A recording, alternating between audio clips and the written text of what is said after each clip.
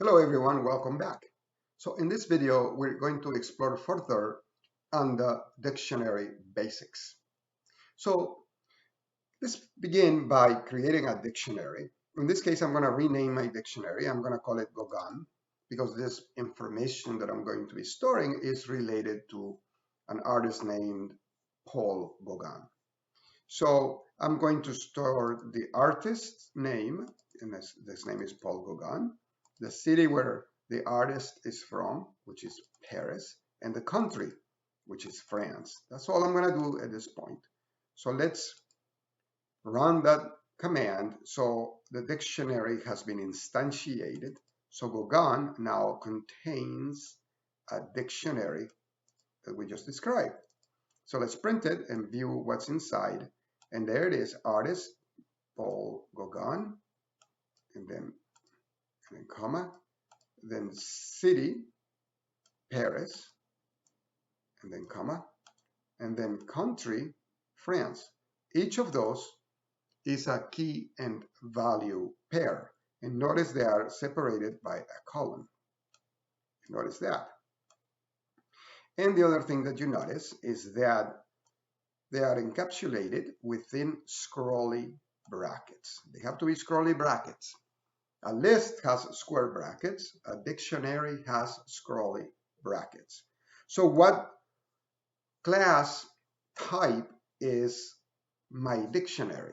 Dictionaries are, let's find out, with the built-in function type, we can find out what class they are. So they are dict for dictionary. That means that they have all those properties and methods that dict offers that is already built in Python.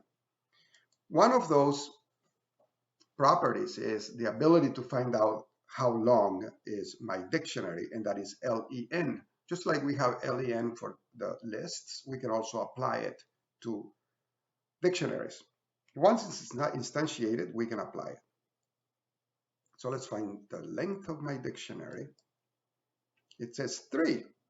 And what does that mean? It means 3 key and value pairs. So here you have, let's use the pencil for this. So we have the first pair, again, they're separated by commas, is artist and name.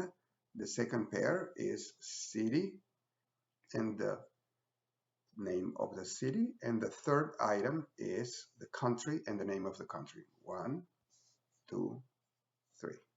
And that's why we have 3 in the length of my dictionary.